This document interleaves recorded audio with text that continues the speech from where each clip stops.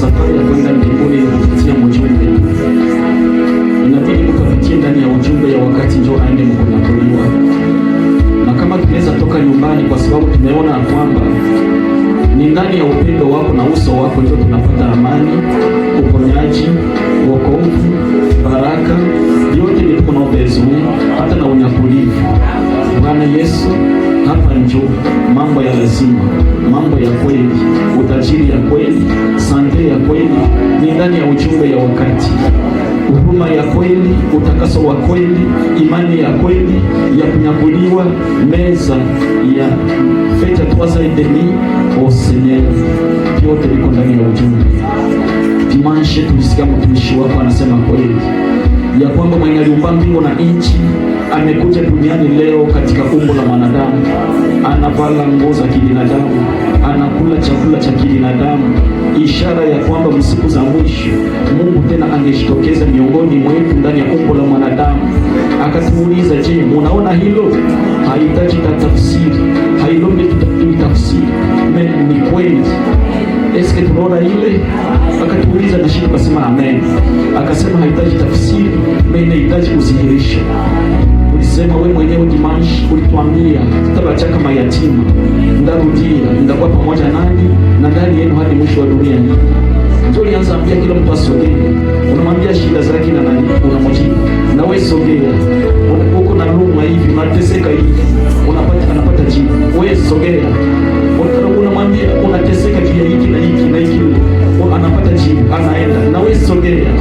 Ishara ya kwamba msiku za mwisho Mungu amekuja duniani. Elohim, ule mwenye alikuwa kwa Abrahamu,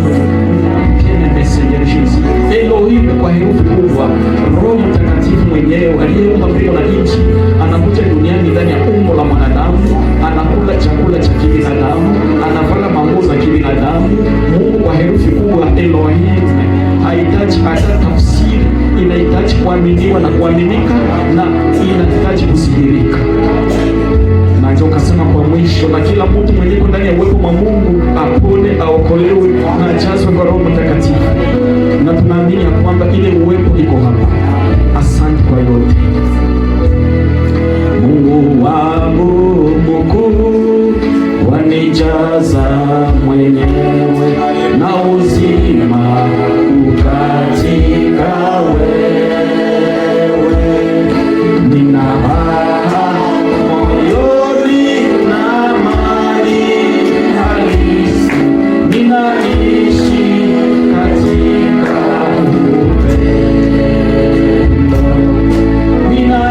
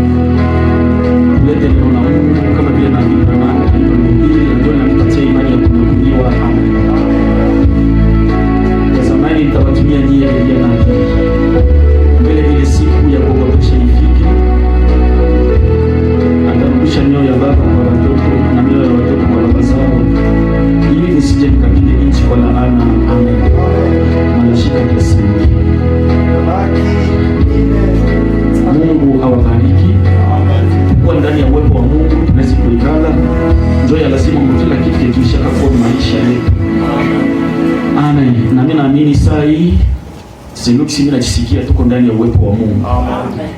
Tunaendelesha mafundisho yetu. Tunafika sasa kwa kuwakumbusha, tuliongea gisi William Branham ni profeti wa kweli wa Mungu. Na ni kweli yeye ndio Mungu alituma kwa kutayarisha kuja kwa pili kwa Bwana wetu Yesu Kristo. Na kwa kweli kila mtu mwenye hamwamini ya kwamba ni Mungu ndio alituma Frere Branham hata nyakuliwaka.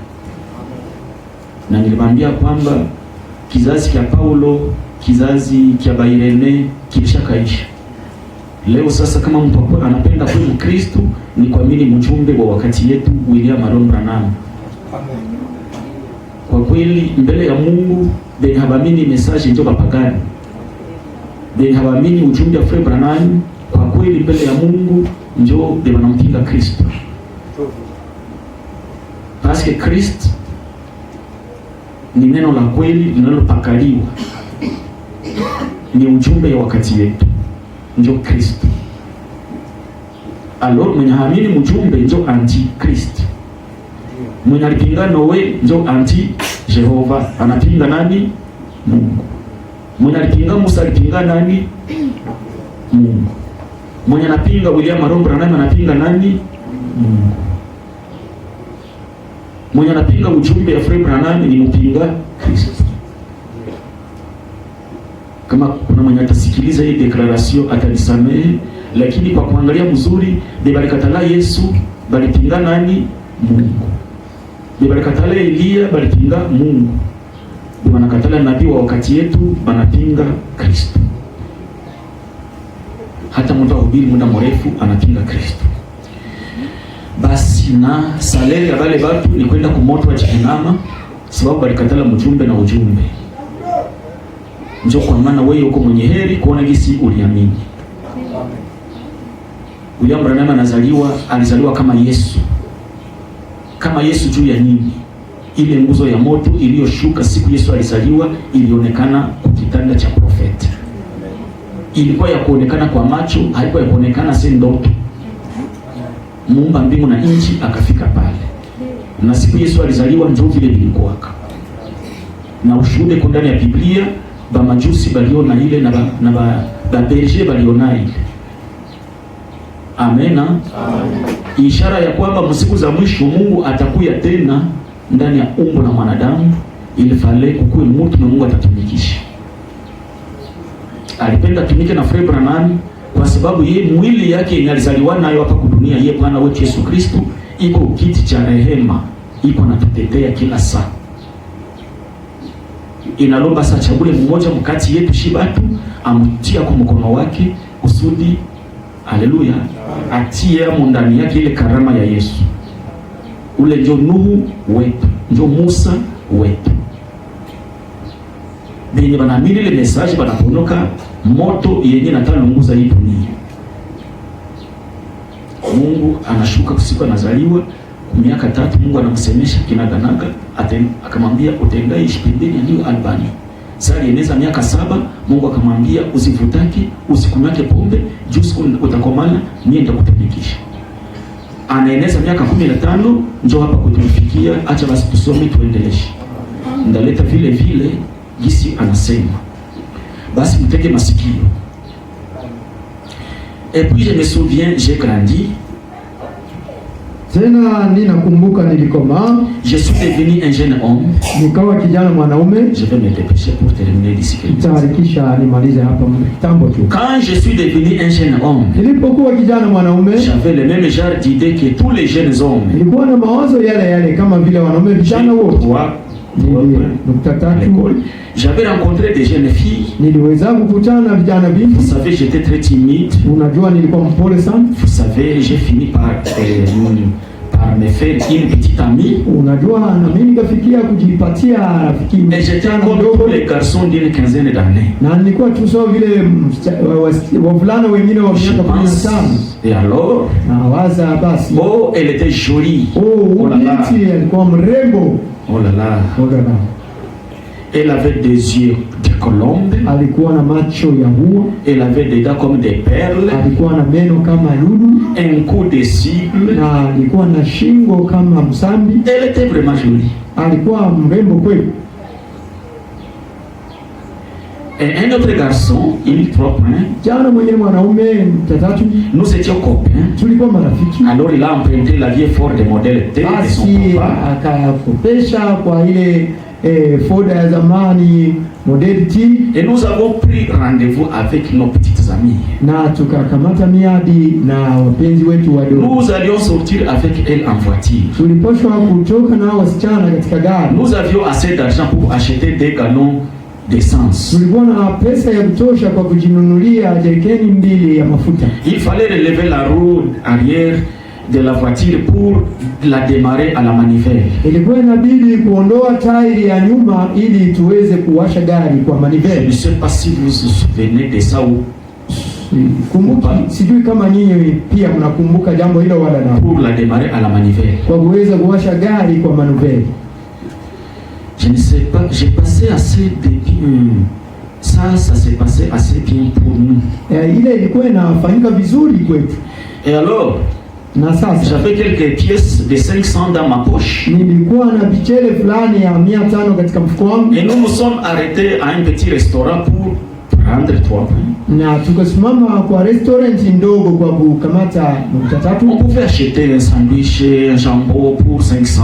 Tungeweza kujinunulia sandwichi na yenye kutiwa jambo kwa senti 500. Sikia habari. Hii habari kuisikia ni baraka. Amen. Amen. Et alors, j'étais riche. Na sasa pale nilikuwa tajiri. Je pouvais en acheter 4. Ningejinunulia 4.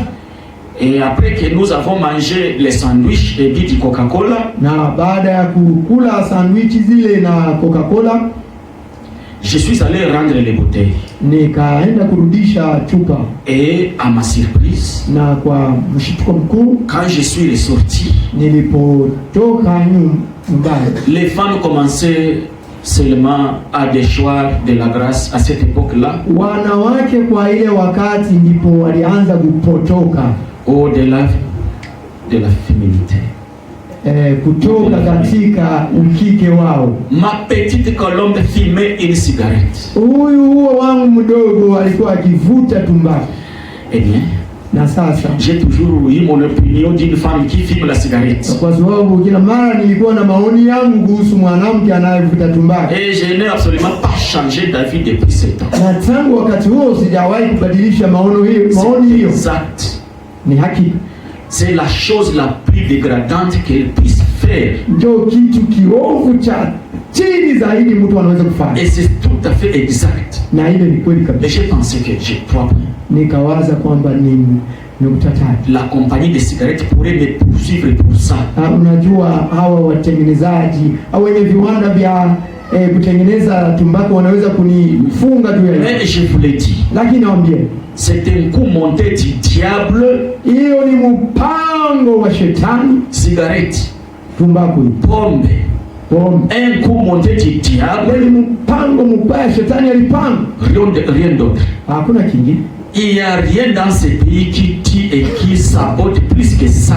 Hakuna kitu mwa hii nchi kenye kuua watu na kuwadharau kama hicho. Je préférerais ningetamani que mon fils soit ivrogne, kwamba mwanangu awe mlevi plutôt qu'il soit fumeur, kuliko awe mvuta tumbaku. C'est la vérité. Ile ni kweli. Je préférerais voir mon épouse, ningetamani hata nimuone mke wangu étendue par terre, amelazwa udongoni ivre, akiwa mlevi, plutôt que de l'avoir avec une cigarette, kuliko nimuone akiwa na sigara. Voilà à quel point. Angalia kwa namna gani.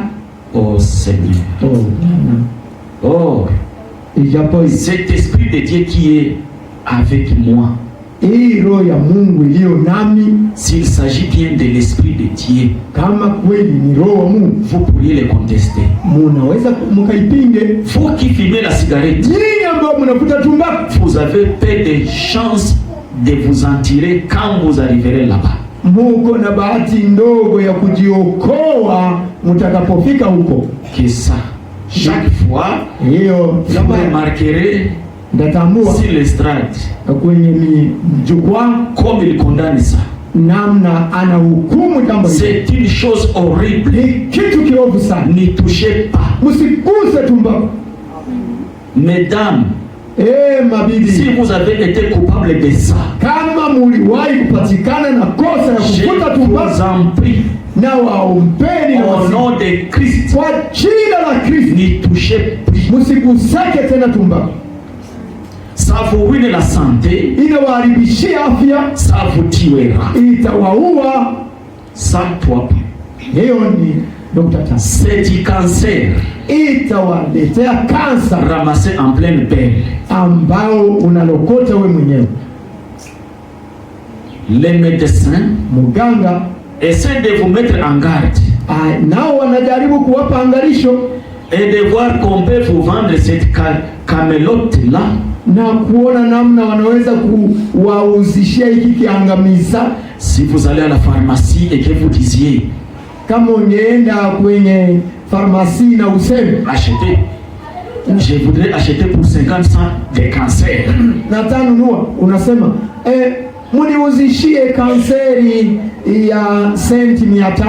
voyons, Ton il ferait renfermer ces gens-là, mais quand vous achetez pour 50 cents de cigarettes, vous achetez la même chose. Watu sawa vile wenyewe wanasema vile wangewafungia mchumba ya wenda wazimu, lakini wakati unaenda kujinunulia tumbako na vile vile na wewe unajinunulia kanseri. Les médecins le disent. Na wanganga wako wanabisema, oh, cette nation assoiffée d'argent. Oh, hii taifa yenye kiu ya pesa. Quel dommage. Oh, ni uharibifu gani. Ça tue. Inaua. La pauvre. La preuve est faite. Na wameisha kufanya jaribio. Eh bien, na sasa, quand j'ai vu cette belle fille qui prenait des grands airs, la cigarette à la main, wakati nilimuona msichana mrembo ambaye alionekana mzuri akiwa na tumbaku mkononi, ça m'a presque donné le coup de grâce. Ikanipika kofi kabisa moyo, parce que je pensais vraiment que j'étais amoureux d'elle. Kwa sababu mimi nilikuwa nawaza niko mpenzi wake. Je me suis dit, nikasema, eh bien, toi. Na sasa nukta ile nukta tatu nasema nini? Nipende mvuta cigarette. Leo na mvuta cigarette na mpombe. Hawezi ishi hata na idea. Hawezi weza. Bon. Mnasikia? Bon, on me traite de misogyne. Ndio, wananikamata saa mwenye kuchukia wanawake. Vous le savez? Mnajua vipi? Parce que je suis toujours un peu contre les femmes. Kwa sababu kila mara nachukia wanawake kidogo. Mais pas contre vous, les sœurs. Lakini mimi siwachukie ninyi wadada. C'est juste. Attendez, Mungu atusaidie basi. Tunadia sema répéter. Je suis seulement contre la façon dont les femmes modernes se comportent. Nachukia namna hawa wanawake wa kisasa wanavyojishika. C'est exact. Ni hakika. Les femmes qui sont bonnes, wanawake ambao ni wazuri, on devrait les soutenir. Tungeweza kuwaunga mkono. Mais je m'en souviens encore. Lakini nakumbuka tena quand la lampique de mon père fonctionnait là-bas. Wakati hiyo fasi ya kutengenezea pombe ya baba ilikuwa ikitumika huko, il fallait que j'y aille avec de l'eau et tout. Ilikuwa inabidi nipeleke niende huko na maji na kadhalika. Et de voir des jeunes filles qui n'avaient pas plus de 17-18 ans là-bas. Na avec des hommes. Mshangao kuona mabinti ambao walikuwa hawajaeneza hata miaka 17, 18 wakiwa pale na wanaume de l'âge que j'ai maintenant. Wenye ile miaka wenye hii miaka niko nao sasa hivi. Devant des filles de 18 ans là-bas. 17 ans avec des hommes de l'âge que j'ai maintenant. Binti wa miaka 17, 18 wakiwa pale na wanaume. Ndio miaka niko nayo kwa hiyo wakati. Wanaume walioko na miaka yangu. Ivres, walevi. Et ils étaient obligés de les dégriser, de leur donner du café noir pour qu'ils rentrent à la maison. Na walikuwa na ile uchanja ya kuwapatia ile kahawa nyeusi ili warudi nyumbani pour faire le souper de leur mari. Usudi waende kutengenezea bwana zao chakula ya jioni. quelque chose comme ça, je disais, kitu gani ya namna hivi? Niko nasema nukta tatu. Voici les commentaires que j'ai passés à l'époque. Tazama namna nilikuwa nikichambua mambo kwa wakati ule. Elles ne valent pas la bonne balle propre qui les tuerait. Hawana thamani kushinda si risasi yao wenyewe ambao itawauaka. C'est vrai. Ni kweli hiyo. Risasi itawauaka kuna valeur kwa bashindi. C'est vrai. Ni kweli. Je détestais les femmes. Nilikuwa nikichukia wanawake. C'est vrai. Ni kweli. Et il faut vraiment que je surveille tous mes gestes maintenant. Na inabidi kabisa nianze kuchunguza kila kutikisika kwangu sasa hivi, pour me retenir de penser encore la même chose. Kusudi nibakie na mawazo ya namna ile ile kila mara. Donc, mais maintenant, sasa une femme mwanamke bonne est un joyau sur la couronne d'un homme. Mzuri ambaye yeye ni lulu juu ya taji ya mwanaume. Ndarudilia donc, mais maintenant, sasa une bonne femme mwanamke mwema est un joyau yeye ni lulu sur la couronne d'un homme. Kwenye taji ya mwanaume on devrait l'honorer. Uli anapaswa kuheshimiwa. Elle, toi, yeye ni ma mère est une femme. Mama yangu ni mwanamke. Mon épouse en est une. Mke wangu pia naye ni mwanamke. Et elles sont charmantes. Na ni wazuri sana wa karibu. Et j'ai des milliers de sœurs chrétiennes pour qui na nina maelfu ya wanawake wa Kristo ambao kwao plus grand respect, ambao ninawaheshimu sana. Mais lakini si elles peuvent respecter ce que Dieu fait d'elles, kama tu wangeweza kuheshimu kile Mungu amewafanya. Une mère, mama, une vraie reine, malkia wa kweli, ça c'est bien. Ule ni vizuri kabisa. Elle est l'une des choses des meilleures que Dieu ait pu donner à un homme. Ule mwanamke wa vile ni mmoja wa vitu vizuri ambao Mungu angeweza kupatia mwanaume. Une épouse, bibi harusi. En dehors du salut, nje ya wokovu, une épouse, bibi harusi, est ce qu'il y a de mieux. Yeye ndiye kitu kilichoko kiema. Si elle est une bonne épouse, kama kwa kweli ni mke mzuri. Mais si elle ne l'est pas, lakini kama haikuwa yeye, Salomon a dit, Salomon akasema, c'est une bonne une femme bonne, mwanamke mwema est un joyau sur la couronne d'un homme. Ni lulu kwenye taji ya mumewe. Mais une femme vile ou une femme mauvaise, lakini yeye aliyemchafu, mwanamke mbaya, c'est de l'eau dans son sang, ni maji katika damu ya mume wake. C'est exact, na ni hakika hiyo. C'est la pire chose qui puisse arriver. Ndio kitu kibaya ambacho kingekuwepo. Alors, basi une femme bonne, propre, mwanamke mwema, si vous avez une bonne épouse, kama uko na bibi harusi wa mzuri, frère, vous devriez la respecter, ulipaswa kumheshimia au plus haut point, au plus haut point, hatua ya yulu sana. Amen. C'est exact. Vous devriez le faire. Ulipaswa kufanya hivyo. Une vraie femme, mwanamke mzuri. Amen. Et les enfants, na watoto, si vous avez une vraie mère, kama uko na mama mzuri, qui reste à la maison, ambaye anabaki yake kunyumba, et qui essaie de prendre soin de vous, na anajaribu kushughulikia, qui entretient vos vêtements, mwenye anakufulia nguo, qui s'occupe de vous, envoyé à l'école, anakushughulikia vraiment, kukutuma shule, qui vous enseigne au sujet de Jésus, mwenye anakufundishaka kuhusu Yesu, vous devriez honorer cette gentille maman. Mlipaswa kumheshimisha na kumheshimu mama mkarimu, tout votre être, na utu wako wote. Vous devriez respecter cette femme. Mlipaswa kumheshimu huyo mwanamke. Oui monsieur, ndio bwana, parce que c'est une vraie mère, kwa sababu yeye ni mama mzuri. Merci Seigneur Jésus. Asante Bwana. On parle de l'illettrisme qu'on trouve dans les montagnes de Kentucky. Wanazungumziaka kuhusu ile kutosoma ambao wanakuta katika milima ya Kentucky. C'est ce qu'on voit par de ces histoires d'Israël éloignés là.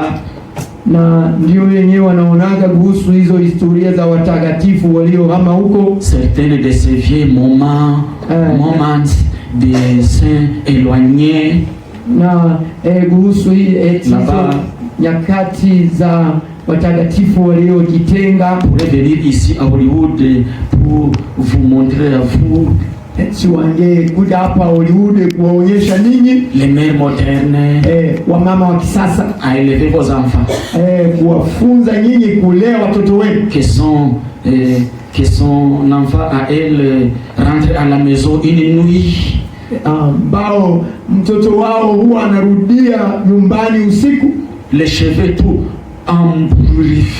ébouriffés, na binywele vyenye kukunjamana na kuharibika, et les lèvres 3 points, na midomo nukta tatu, ça glisse. Midomo yenye kuteleza. Comment vous appelez ça? Ile midomo ya vile mnaitaka, cette espèce de maquillage qu'elles se mettent sur le visage, ile aina ya vipodozi yenye wanatiaka kusura, et sa robe toute comprimée sur les côtés, na utakuta kanzu kote kana pana ngambo moja kumataye chambu yao. Après avoir passé la nuit dehors, baada ya kuwa kalipitisha usiku wote nje, ivre na kamelewa, frère, ndugu, elle arracherait une branche au haut de Hickory. Ule mama wa kule Kentucky mwenye mnaita mshenzi, yeye angekamata tawi la mti sema ndio vile kwa sababu angeweza kukamata tawi ya mti wala katio, anapamba ule mshenzi, elle ne sortirait plus jamais, na hangetoka tena siku hiyo. Sebula mpaka na mpiga yeye sebula kabisa, anapata vilonda hata tokate vraiment. Kisha mko nasema sasa baba ndio mama bashenzi bale, ndio kisirimu ilishaanza, acha watoto wanaanza enda usiku yote vraiment, wanarudia wanalewa, na bashapatia mabasoka basha. Et si vous aviez un peu plus que ça, na kama uko na zaidi ya hiyo, tulikuwa tunasoma tena watu, et sa robe toute comprimée sur les côtés, na ikanzu yote ilishampana ngambo moja, na nywele za bigudi, na iko na rouge aux lèvres, après avoir passé la nuit dehors, baada ya kuwa alilala huko nje, ivre, amelewa, frère, ndugu, elle arracherait une branche au haut de Hickory, angeliweza kukata litawi kwenye mti ule mama ule mnaita mshenzi, et elle ne sortirait plus jamais. Msichana hangetoka tena, je vous le dis, nawaambia. Et si vous aviez un peu plus de ça, na kama uko na zaidi ya ile, vous auriez un Hollywood meilleur par ici, mungekuwa na Hollywood nzuri hapa, et une nation meilleure. C'est exact, c'est vrai. C'est vrai. Tâchez donc d'être moderne. Ça, c'est une ruse du diable. Vraiment. Ile kujaribu mko mnajifanya wa kisasa, ile ni ujanja ya shetani. Haleluya. Ni ujanja wa shetani. Kabisa. Ni ujanja wa shetani. Donc cette jeune fille, quand je l'ai regardée, ça m'a fendu le cœur. C'est bien simple.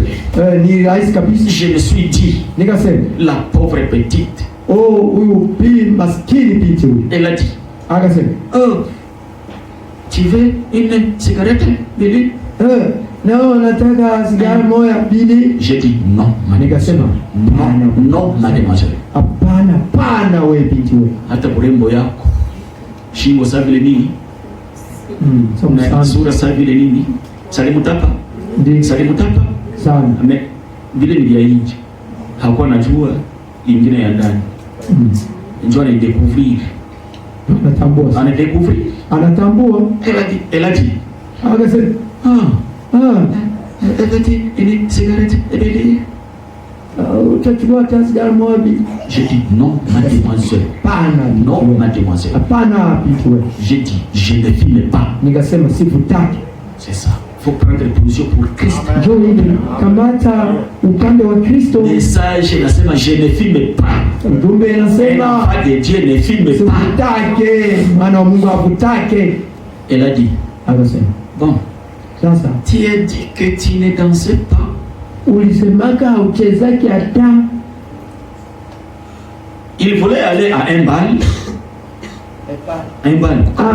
Kabumbu. Alikuwa anapenda kwenda kwenye kabumbu. Basketball, volleyball, ile kabumbu ya mikono ile ya kupiana yote. Il voulait aller à un bal. Alikuwa anapenda aende kwenye kabumbu. Et moi je ne voulais pas. Na mimi sikuwa nataka. Donc il disait, il y avait un bal là-bas. Eti kule kutakuwa kabumbu au parc du Sycomore. Ku parc ya Sycomore park. Et j'ai dit, nikasema non, je ne danse pas. Hapana, mimi sikizaki. Sitaenda kule ku park. Sitaenda danser. Je ne danse pas. Sichezaki. Siende ku kabumbu. Sivutaki sigareti. Na sichezaki muziki.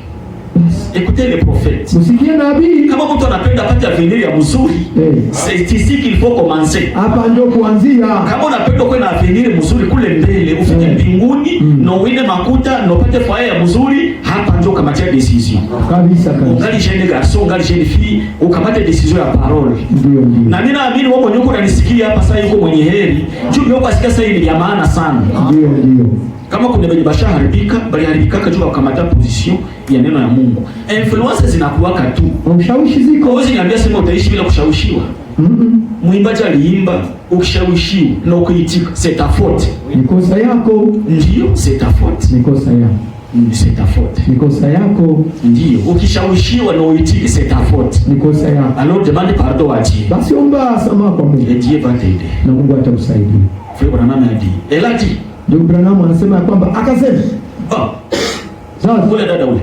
Elle a dit. Akasema ule msichana. Tu ne danses pas.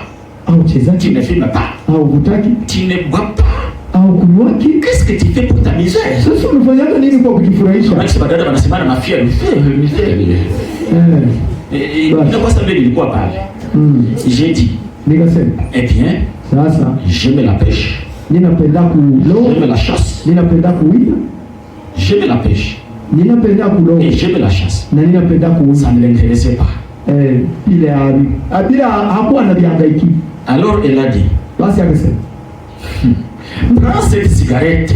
Prends cette cigarette. Oui, sigara. Prends cette cigarette. Tabaka hii sigara.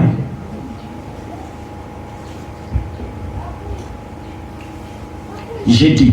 Nikasema. Non, mademoiselle. Hapana, msichana huyu. Merci. Asante. Je ne fume pas. Mimi sivutaki tumbaku. Et je me tenais sur l'aile. Na nilikuwa nasimama kabisa kidete. Na mimi nilikuwa simama bien sur l'aile kabisa. Il y avait un marchepied sur la vieille Ford. Kulikuwa kipandio kwenye ile Ford hapo. Vous vous souvenez? Mnakumbuka. Et je me tenais sur cette aile. Na nilikuwa nasimama kwa ile kipandio. Nous étions assis sur la banquette arrière. Tulikuwa tunaikala kwenye parshoke ya nyuma. Elle et moi. Yeye na mimi. Et elle a dit. Akasema. Veux-tu dire que tu ne vas pas fumer cette cigarette? Unapenda kusema kama hautavuta kwa hii tumbaku? Elle a hapa mtoto wa watu ataharibika. Kabisa. Hata ni kwa masomo sitike. Hata uko piko sitike. Usitike ma influence za mapepo. Ushawishi. Bana ikala bopeke kule nyuma. Veux-tu dire que tu ne vas pas fumer cette cigarette? Unasema kama hautavuta kwa hii cigarette? Elle a dit. Anasema.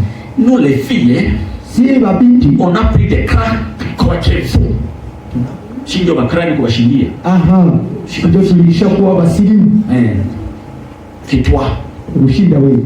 Nous les filles, sisi babinti, on a pris des crânes que toi. Sisi tulishakujua vitu kushinda. Kuduru wewe. On a pris des crânes que toi. Shakuwa na. Najua tuna ujuzi kushinda. J'ai dit.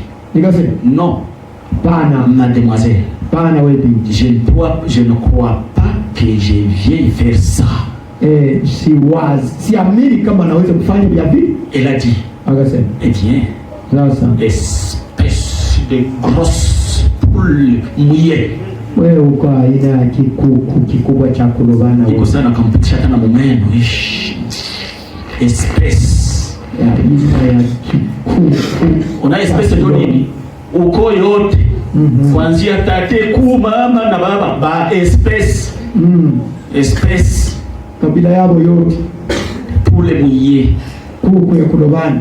Oh là là, oh là là, moi je voulais être le grand méchant Bill. Mie nilikuwa napenda niwe ule mtu mkali Bill. Alors je ne voulais pas certainement rien avoir avec d'une pule mwiye. Pale sikuwa nataka kabisa niite kuku ya kulobana. Vous voyez, je voulais être boxeur professionnel. Nilikuwa napenda nikuwe mwanandoni. C'était ça mon idée de la vie. Ilikuwa ndio ndoto yangu ya maisha. J'ai dit trois points. Nikasema nukta tatu. Pule mwiye. Kuku ya kulobana. Pule mwiye. Kuku ya kulobana. Moi pule mwiye. Mie kuku ya kulobana. Ndio nasema. Hapana. Pule mwiye akairepete. Kuku ya kulobana. Je ne pouvais pas supporter ça. Ningeweza kuvumilia hiyo. Alors j'ai dit. Nikasema. Donnez-moi ça. Nipatie basi ile sigareti. J'ai tendu la main.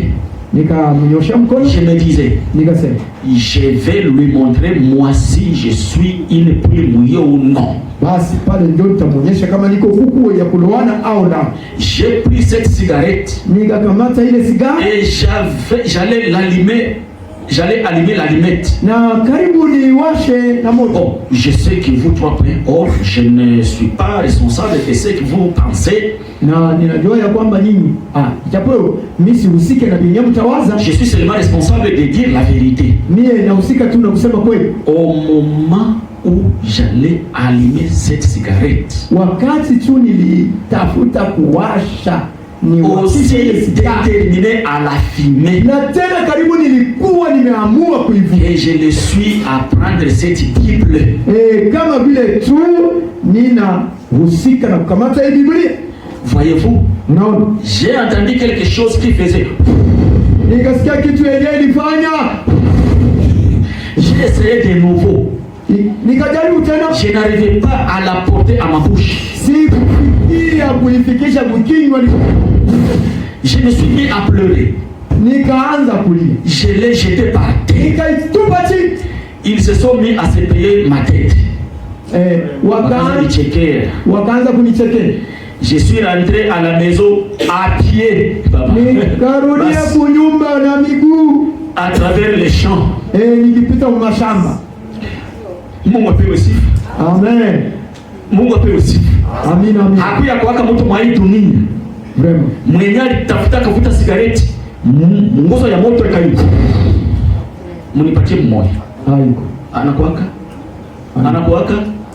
Mshamuona nani tu ule William Marion Branham, juu ya nini?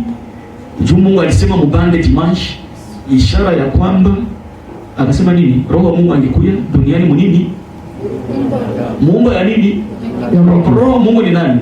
Na akasema ni Elohim. Ule mwenye alikuwa kwa Abraham anakula chakula cha, anavala nguo za, ishara ya kwamba Mungu angekuja tena miongoni mwa watu wake ndani ya umbo la mwanadamu. Hailombe tafsiri, inalomba nini? Kuaminika, inalomba udhihirisho. Elohim kwa herufi kubwa. Amen. Na ndio kwa maana hakuna mtu mwingine mwa hii dunia mwenye alishapima kukuvuta sigareti Mungu akairusha. Wewe kama unaeseye utameza moshi na itakutoka mapua na hata na mtumbu.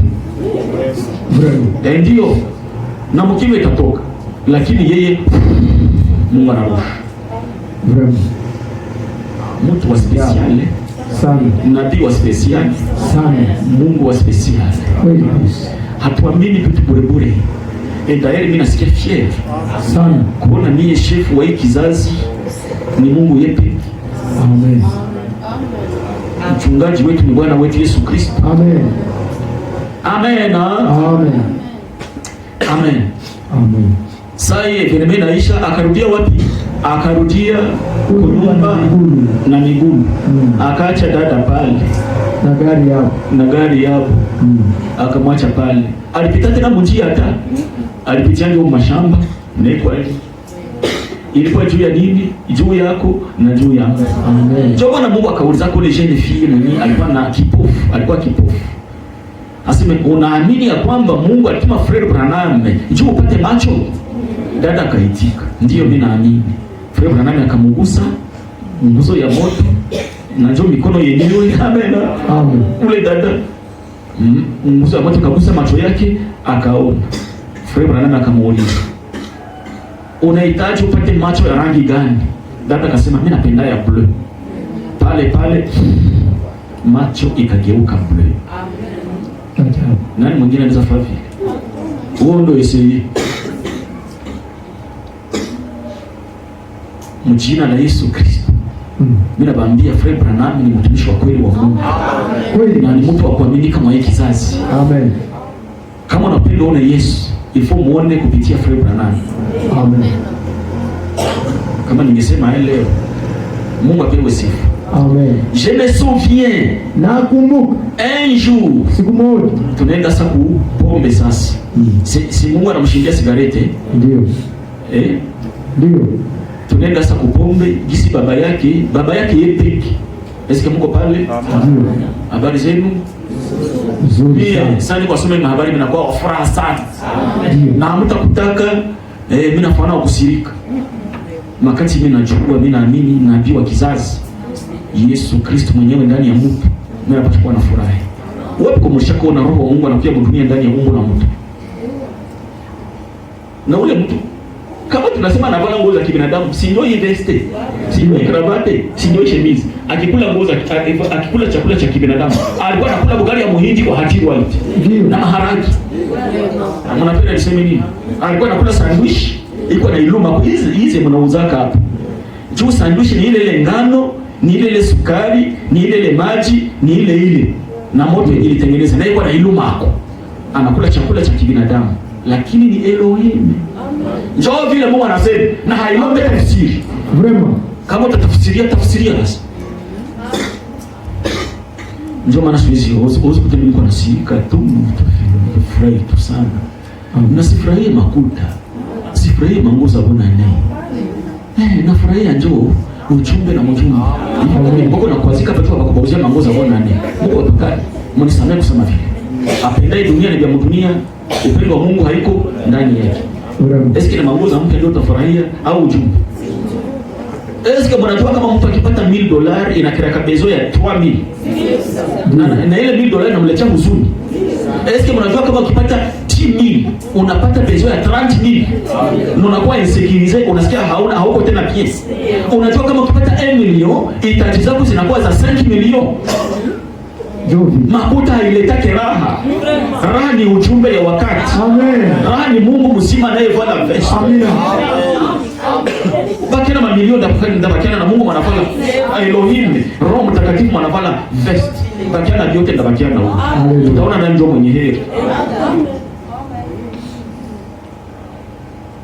J'ai vu des hommes mourir. Ndio watu wanakufa. Des millionnaires. Mamilioni. Anapiga krizi hapo tu ya susi, banaanguka.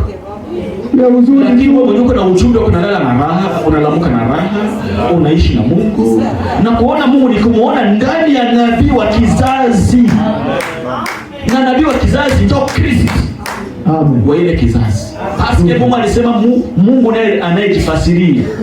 Nabii wa kizazi yeye ndio neno la Mungu kwa ile kizazi.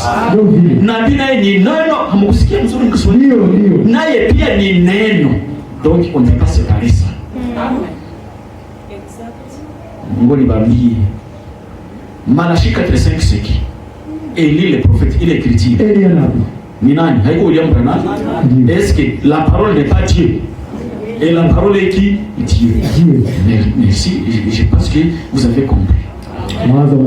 Alors, ndio maana mtu manaamini vitu anakuwa furaha. Sio naona Mungu kila saa. Alors hapa mnaona jinsi Frère Branham naye alikuwa shakuwa nani, utaniuliza sasa ilikuwa kaisi kila wakati mtu anakuwa Mungu. Wakati Mungu anajifanya mtu ni kusema atakuwa na karakteri za mtu. Ndio. Wakati Yesu alikuwa Mungu, alikuwa mtu hapa dunia. Mna comprendre? Est-ce que akulia? Hakusikia njala. Ndio. Mbele abatizio kula 33, mbele 30 mbele abatizio. Hatukuonaka mtu alibatizwa kula 30. Ne alikuwa mtoto mnyumba ya nani? Ya Yusufu. Unaweza kwenda shota maji. Ndio. Kama mama yake angepalilia, hangeenda palilia naye. Kwa anauzisha kasonga. Anauzisha kasonga, babake swadiza babake Yusuf na nani? Anahombesha huko pale barabara. Unakimbia. Eske njala ikumpiga. Hakukimbilia kwa nani? Lazaro. Haiko njala ndio limpeleka kule. Eske usiku mbadi kwenda mpiga. Haiko Lazaro ndio alimpatia kile nguo anache kumalika. Na nikadoka iweka mzuri. Kama Mungu iko mtu ni mtu tu. Lakini kuna wakati sasa ule Mungu sana shimama anafahamu muujiza. Sali kwa mbele ya kaburi ya Lazaro. Sali wanao analia naye sasa vile mtu akalia. Kisha kanyangula mabeka mie njoo ule ufufuko na uzima. Lazaro so alikuwa 100% mtu 100% Mungu. Ndio naonge nasema alikuwa anajaribiwa kama wewe. Alikuwa na shauku za mtu sawa vile wewe. Lakini hange wao wajua alikuwa anajua kama kutanantuaza anamaliza kazi. Mariage ya nini kudunia? Basi. Il savait toutes les choses. Bwana anajua kila kitu. Siku za mwisho. Alléluia, anarudia tena. Le même Dieu. Ule Mungu cette fois-ci. Amen. Amen. Usome mzuri ujumbe. Ujumbe unaonyesha wakati Fred Branham yuko exercer karama ya Mungu, anasemaka Mungu alimwambia amen, alete watu kumwamini, na kama wanamwamini yeye ndio wanaweza pata vyote. Ndio. Malaika ndio alisema hivi. Ulete watu kuamini wewe. Tu malaika wa Mungu ndio Bwana yeye pekee anajua kama watu wote wanaamini Mungu. Swadi za Mungu. Na shetani anaamini vile. Mbona ni mdanganyifu, hawezi revele watu kama Fred Branham ni mtumishi wa kweli wa Mungu, na maparagrafi zinaonyesha kwamba ni Mungu anayevala nguo, anayekula chakula cha moto ya kibinadamu. Amen. Amen. Alléluia. Amen. Le Seigneur Jésus-Christ, Bwana Yesu Kristo est vivant.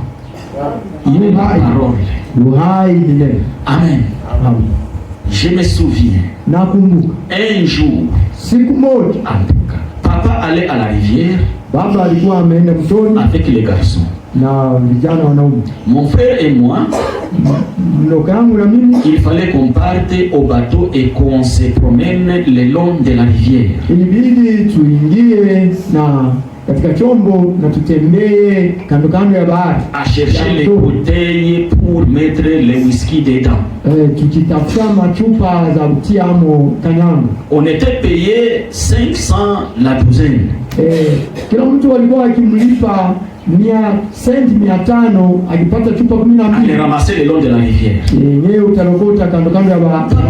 Papa était avec moi. Baba alikuwa pamoja na mimi. Et il avait une de ces petites bouteilles plates.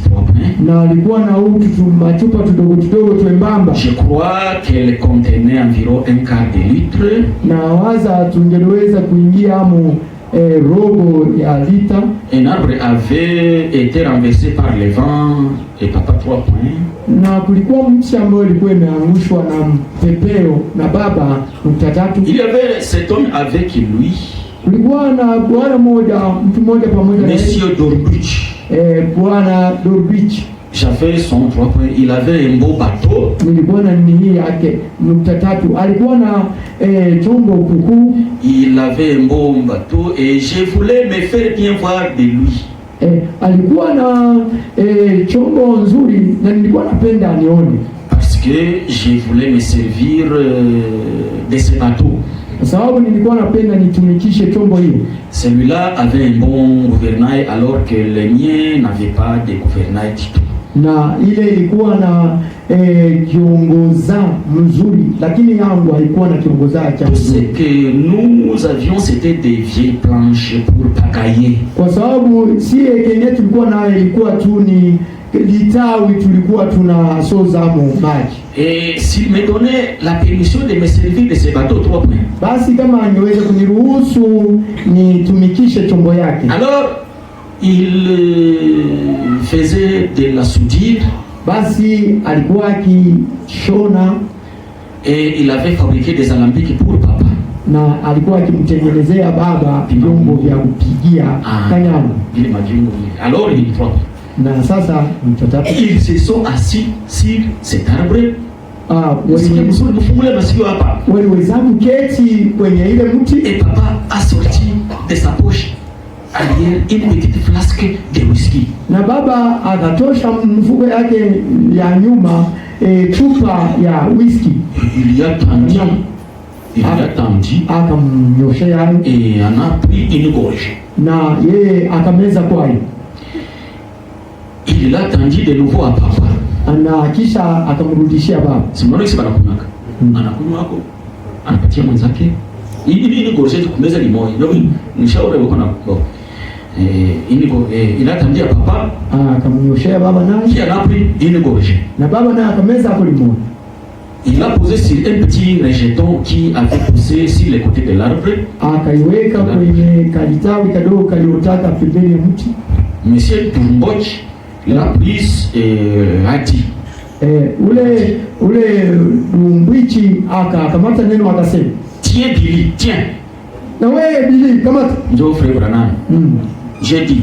Nikasema, non merci, je ne bois pas. Hapana, asante, mimi sikunywa. Mungu apewe sifa. Mungu apewe sifa kwa hiki. Na uko unachigia vya vile.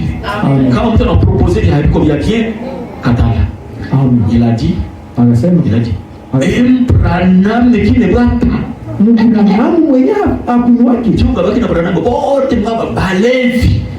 Sasa huyu Branham qui ne boit pas. Branham mwenyewe akunywa kitu. Mais c'est tout le bâti qui anasema vile. Branham qui ne boit pas. Branham mwenyewe akunywa kitu. Ils sont pratiquement tous morts violentes. Morts violentes, Dieu balevi. Wote kabisa wamekufa na bulevi. Kufaka na bulevi. Il a dit, Branham qui ne boit pas. Branham mmoja mwenyewe akunywa pombe. J'ai dit, nikasema, non monsieur. Hapana bwana. Non. Hapana. Non. Hapana. Papa a dit. Baba akasema, j'ai élevé une poule bouillée. Asema maraba, hiki ni kikuku kenye ninafuga cha kulobana.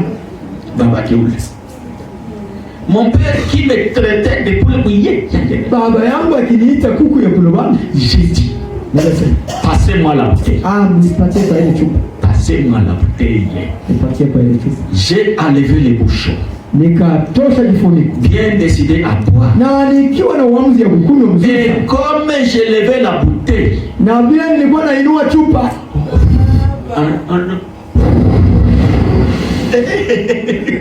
Mungu apewe sifa. Amen. Mimi nampenda sana Yesu Kristo. Amen. Antuka sikiweza nini message ningekuwa kama Mungu angeniumba mvunyu. Kabisa. Nikose ujumbe. Mungu ananiumba mvunyu. Ndio. Kweli kabisa. Meomwe mimi nafurahi sana. Kuona na mimi leo niko natetea kitu kia lazima na cha maana. Na wewe Mungu akubariki unitetee basi wewe. Kama kuna maneno unaweza ambia watu njoni. Kuambia watu ya Musa alifanya ni mzuri, lakini haiko vya wakati yetu. Kuambia watu ya mtu yenye nani alifanyaka zamani Noe ya safina ni mzuri, ni haiko ndio vya wakati yetu. Chakula ya juzi haezi kusaidia leo. Hata ulikula mwaka jana, ulikula jana, ukilala njala leo utakufa. Mnipatie chakula ya leo. Na chakula ya leo ni message wakati yetu. Kumbe Mungu asemee bongo. Mungu alikwambia wewe mwenyewe unasikia habari, Mungu atakubariki. Amen. Asemee bongo. Wewe mwenyewe unasikia habari, Mungu atakubariki. Amen. Tena atakupodoa. Na kiroho na kimwili. Mko mnaangalia kwa mwili ya nini? Mshaona ni kwanza.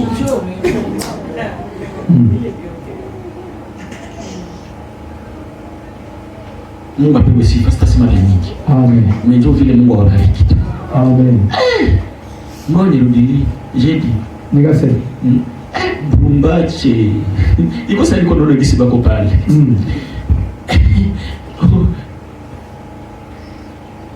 Ils se sont assis sur cet arbre. Wakaketi juu ya mti ile. Et papa est sorti de sa poche arrière une bouteille, petite flasque de whisky. Na kutoka mfuko ya nyuma baba akatosha ako chupa ya kanyama. Il la lui a tendu. Akampatia naye.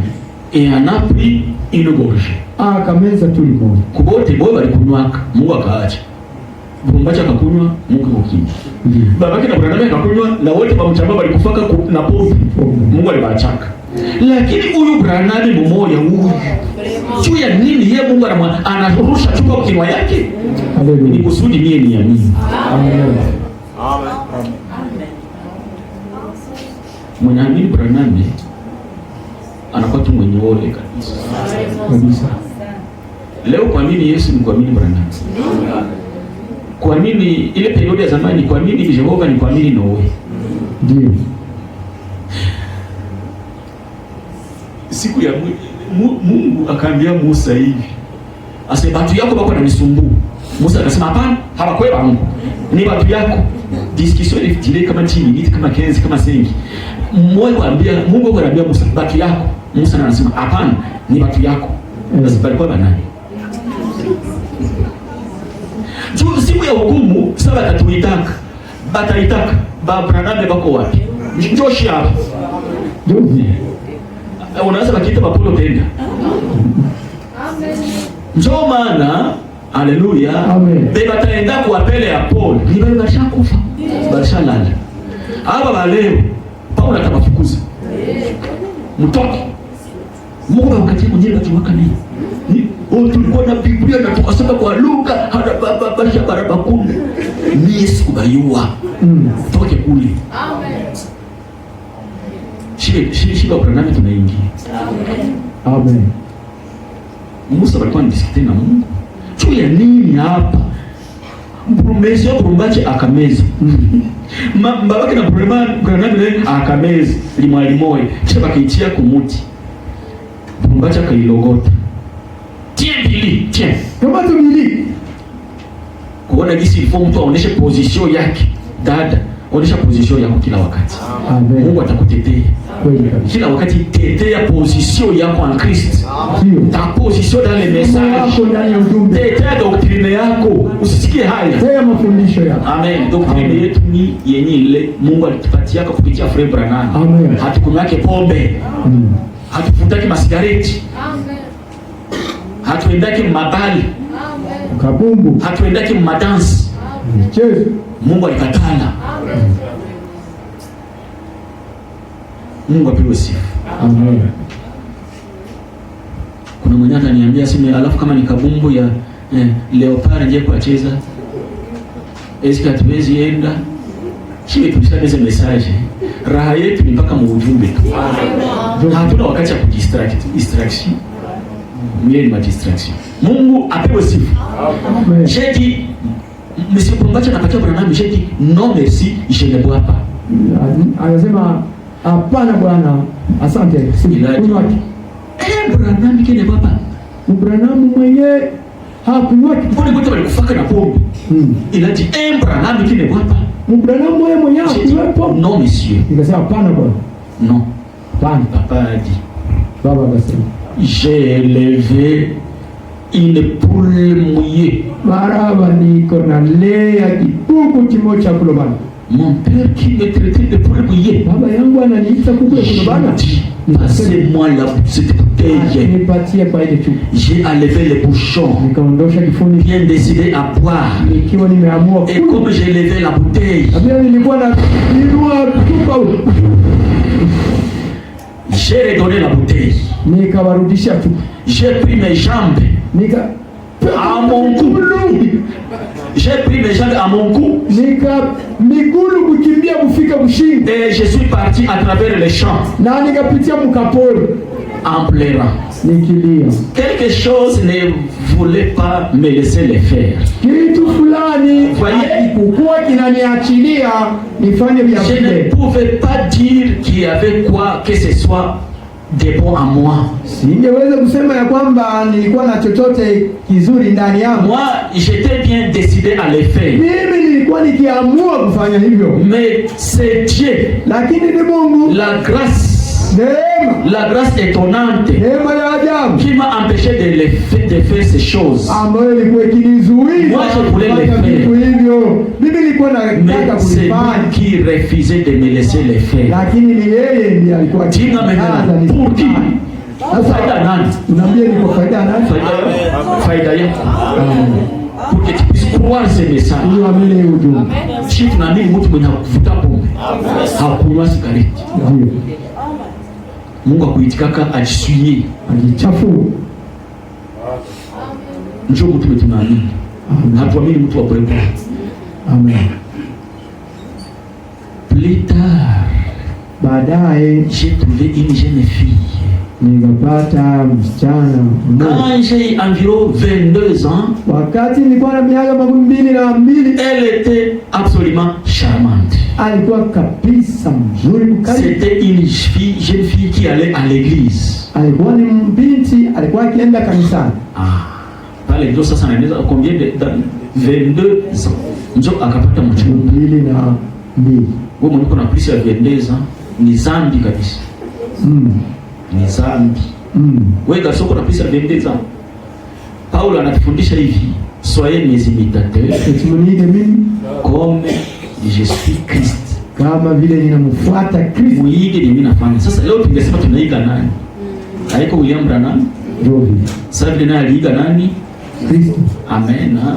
Sasa alipata mchumba wa mzuri kwa kanisa. Si vile? Ndio. Alikuwa na vende. Sasa Frère Branham alikuwa na vendeza. Wewe uko na vendeza. Please vendeza. Unataka ni zambi. Unaiga tena? Unaiga nani? Anaiga nani? Sijui hata. Please vendeza. Moi message mtu kwa célibataire. Wewe sasa unaenda oa na 30 40. Sasa mtoto wako sasa atakuwa na 10 unakuwa na 50. Sasa inaenda na matamulia. Unalima siku za mwisho hizi watu wanaishi. Sina kwambia nilite. Ni kweli masomo mrefu. Kisha hakuna kazi. Umwata Frère Andrea alitoa moto. Juu ya kazi yake ya mikono. Masomo mrefu na baetidia. Police yako nasoma police. Iko na joka ingredient. Anageuka c'est la Bible qui le dit. Neno la Mungu Basi tutaogopa kusema neno juu ya dini. Please mtu yuko na madoktora kama droit nini, please anakuwa retrograde, ainsi dit le Seigneur. Mungu asema kipongo. Na ndio maana kule kuna nane hakusomaka zaidi ya 6e année primaire. Mungu alijua kama akiendelea masomo hataweza tumikia Mungu, atakuwa mpagani ingredient. Tusiamini. Bia binatuma leo bashene shaka bao wake tena masomo mrefu. Incrédulité mrefu. Kisha kazi ziko wapi? Amani iko wapi? Na beaucoup de licences, beaucoup de sasa za mingi. Kisha amani iko wapi? Makazi ziko wapi? Tukujikonfie kwa prophète. Ndio tunasema confiez-vous en ce prophète et vous réussirez. Il n'a pas dit confiez-vous dans les études. Hausamu tumainie masomo. En ce prophète manabii wake et vous réussirez. Na mtafanikiwa. Kuna kwa nini basi mbona aseme sema tofauti? Mimi nasema hivi. Polisi mtu anasoma mingi, polisi anageuka mpagani. Na ni nabii na kwa ile hakuweza rudia nyuma. Ni kweli. Ni kweli. Kama utasoma soma, lakini utaenda unageuka mpagani pole pole. Haina mbaya. Maki amuonake ni peke. Maki na amuonake. Mtu mwenye iko na manini iko difficile kwa mnyenyekevu. Lakini na kuna kwa wenye hawakusoma ndio mashenzi sana. Ndio. Kumbe dans tous les cas, ngambo zote je préférerais ningetaka ni kwenda mwenye asia mimi ni alisomaka kiko na mshenzi wa roho mbaya. Ndio. Amen kabisa, nasikia amen moyo. Amen. Niretulie mie mon expérience yangu.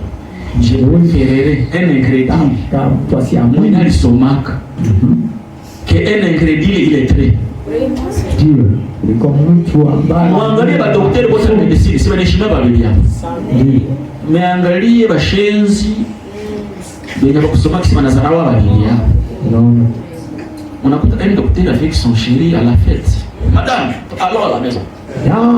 Mtu alisoma mganga na mke wake kwa karamu. Daktari Ndio twende nyumbani. Banatoka na bibi yake yenje yuko na bebe. Bebe daktari ndo na bebe. Na madame na bala sipere. Bwana wewe mwanangu. Mimi mshenzi hakusomaka. Hebu mtoto. Anaona sasa vile ni complex akibeba mtoto yeye. Mama mshenzi. Iko sawa na zarauli. Mshenzi mwenye hakusomani mtu mbaya sana. Omwete na ingredient mwenye alisoma ke mshenzi hakusomaka. Jovi. Mtona kama ni kweli. Vous verrez que c'est la vérité. What portion est intellectuelle en train de battre sa femme avec des boxes. Mais ushenzi wao wakisomaka kwa hata kwa masomo kwa maskini moyo hivi haiwataki kwenda bila yake yule anampiga. Kwa kingine sio tubakie prison. Kwa kumaliza kile mwanapiga bibi yake. Ilifo tumwambie kama kuko bandugu ndio wanajua pika. Wewe unaona bibi yako kushuka hapa kwa aeroport uende upigane pale. Ndio kuko bandugu pale. Shuka usiwewe unaona bibi huyo yeye ashazalazala, ashakuwa feble, unaanza mkunjia kwa ngome unampiga. Sio ndio upige na wenzako wanaume. Ndio. Banaume bako pale, ndio unapiganisha. Usikuwa unapiga bibi yako. Et je préférerais kila mwanaume atakuwa anapiga bibi yake. Bandugu bako bana garder sécurité. Bako inakia kama tule mwanaume bampige.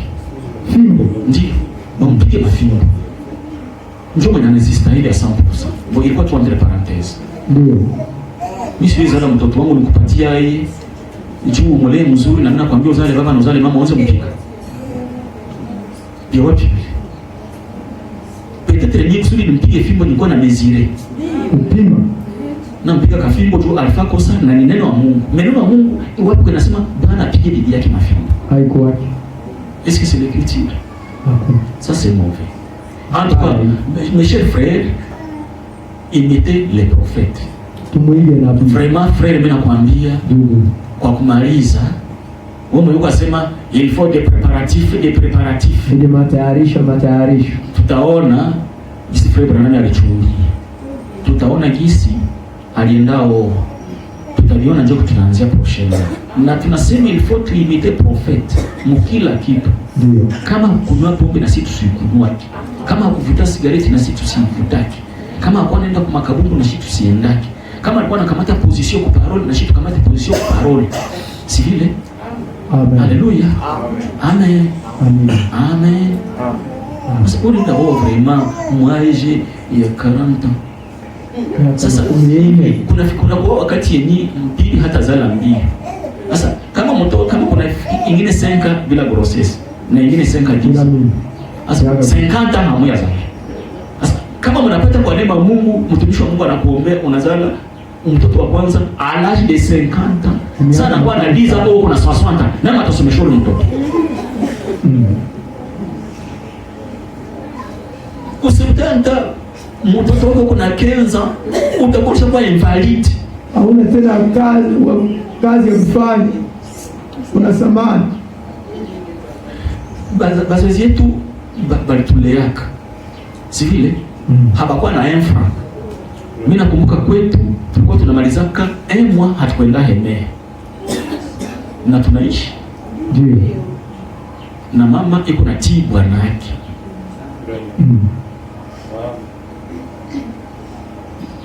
Ile kusema siwezi wao sina kitu. Sasa ile incredulité. Ile ni kutokuamini. Ndugu Daniel, ukweli wapatia mashauri. Chukua mwenye anawazaka sasa. Ndugu Daniel babaki anakuweka kwa kazi. Ndio mwana hapana. Mimi napenda sana papa ya Lungwe. Ni papa wa kuenea. Papa ya Lungwe babaki na Daniel anaenea. Siku Daniel alimwambia ngao. Baba akasema hauna kitu. Mali iko wapi? Nyumba iko wapi? Leta matela, leta viti, leta kitanda.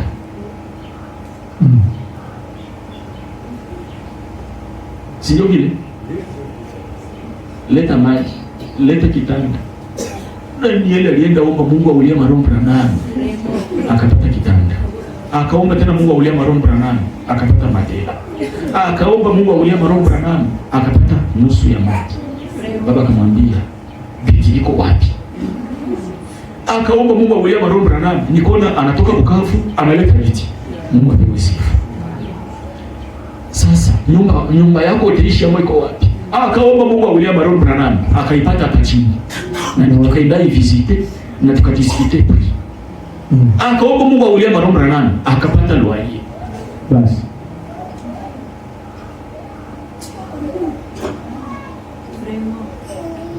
Kuona kisha alikuwa bien determiné.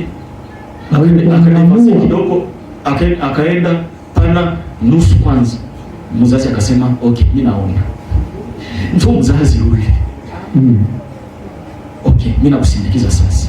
Usiende tena ikala pale kulisema, ikala kwanza hapa kwetu. Mko watoto yetu. Tuishi pamoja. Na leo Daniele ni mtoto mzuri sana mnyumba, na dada Zawadi ni mama mzuri pale. Nilifika pale nikasikia hewa ya Roho Mtakatifu. Mpaka baba akasema nahitaji nikule chakula mwali kazi wangu alipika. Unaona? Pika sosi nzuri. Niko na hamu ya chakula ya bibi ya mtoto wangu. Mlilala mlamuka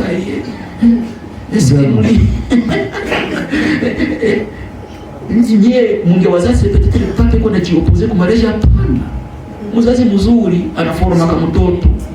Mzuri mtoto akoma. Juu mtoto mbanapatia kila kitu, hakuwa mtoto mzuri. Anadeka sana. Na mtoto manadeka hakuwake watie. Mungu apewe sifa. Amen. Quand même, je pense que parfois moko nanisikia, wewe utadepasser 22 ans quand même. Usifanye mazambi za bagra yako, za bashi bagra yako. Quand même, usidepasser 22 ans. Sivyo? Ninakusikia. Ndugu Andre, 22 ans hapana kabisa sitamusha. Ndugu mtoto wa fini, ushatamsha 22 ans. Vraiment se dépasser.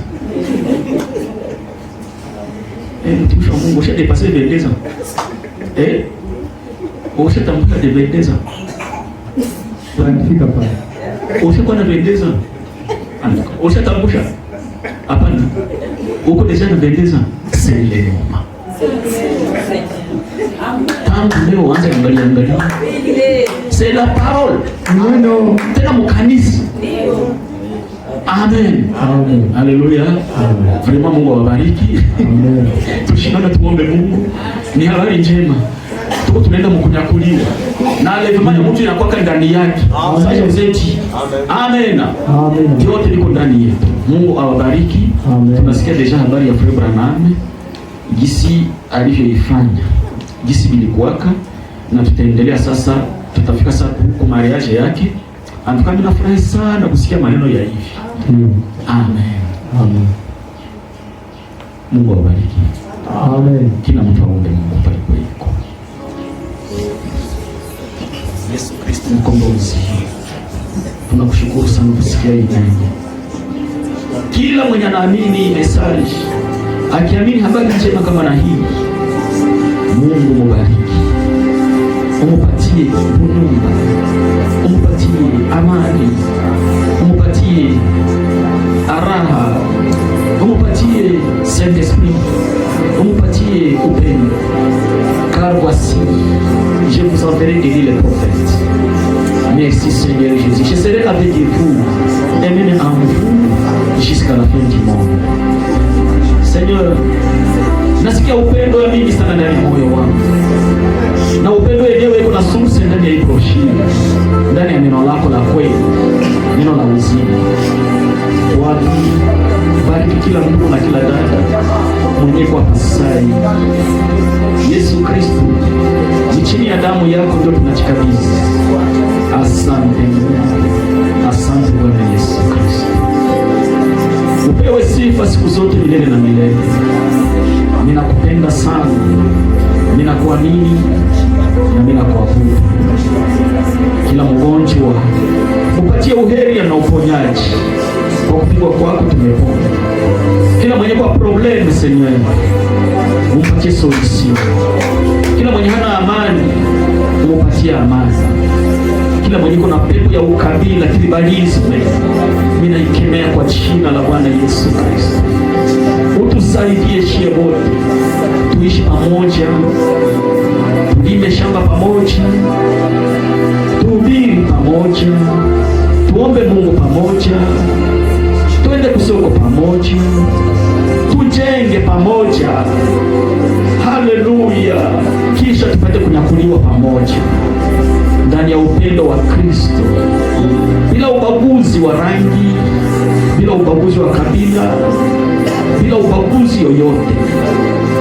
Amour de Dieu.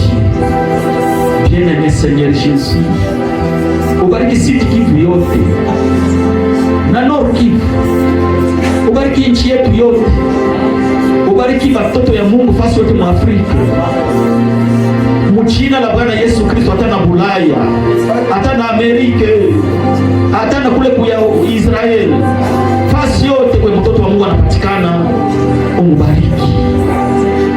Utusaidie tukomprendre ya kwamba tuko batoto ya baba moja, batoto ya mama moja, tunapumua hewa moja na tunapinga shetani muovu mwenye anaendana tusumbua shi wanadamu kwa kutuletea magonjwa, kutuletea fujo, kutuletea kutopatana na kutosikilizana.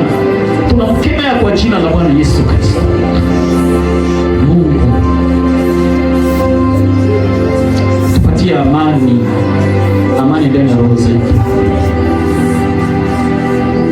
Usaidie kila mwenye anatuona ajue ya kwamba tunampenda.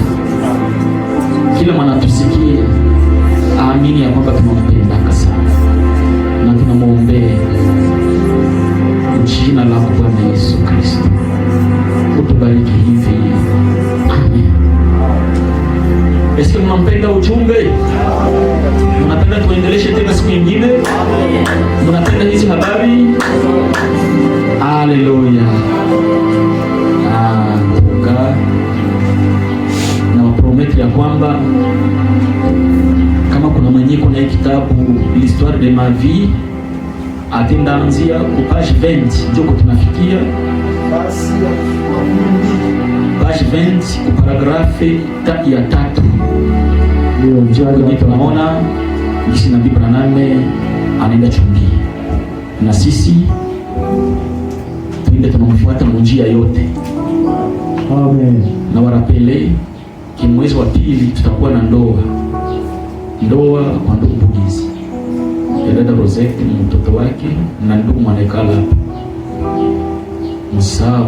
Haba tupatia siku. Ushajua siku ya mariage yako ndugu? Le 21. Le 21 itakuwa samedi dimanche. Ndio utalunga hapa. Le 21 mwezi gani? Ya pili. Kuna bakia siku ngapi? Emwa. Maana tumeshafika. Mariage inafika. Ndio Bugizi na kuona pale. Uko na ndoa? Ndio. Kwa hiyo tuambie basi kisi. Kwa hiyo tuambie kiele. Ninawasalimu katika jina la Yesu Kristo. Amen. Nilikuwa sijajitayarisha wala kujiandaa kuambia kuhusu ile ndoa, lakini hivi nimepewa ruhusa na mchungaji, ni lazima niseme. Ndio. Ni kweli ndoa niko nayo ile siku yenye tunasikia kijana anatuambia le 21 ya mwezi wa pili. Sio dimanche ya pili ya mwezi wa pili. Labda dimanche ya tatu. Dimanche ya tatu. Ndio ya mwezi wa pili. Nawaza programu zote zinaenea na ninajua ya kwamba ningali nawaambia siku yenye tutakia kula maragi na kukunywa kuji pale kunyumba. Nishaanza tuma mainvitation juu hapa kesho yake ninaanza tuma mainvitation mie sawa baba wa Jeune Épouse. Mungu awabariki. Vingine tutaendelea kuvijua fira mezile siku ziko zinatembea, tutaendelea tukujua pamoja. Na mimi najua mtanisutenire na ndugu yangu na badala yangu. Mungu awabariki. Ndio wema tutajikaza tu. Ndoa haiko yako wewe pekee. Ni tushie bote. Basi mtenda na amani ya Bwana Yesu Kristo. Na Mungu apende kuwabariki nyinyi wote. Leo ni siku gani? Nilisahau. Leo ni prière. Ndio sur l'autre prière. Sawa, mtaomba nyumbani. Mungu awabariki, na hii neno wa Mungu ni maombi. Amen. Wende na kuja kwa Yesu Kristo. Tellement que parole de Dieu ilikuwa tamu sana, nikasahau, lakini maombi iko ndani mwetu.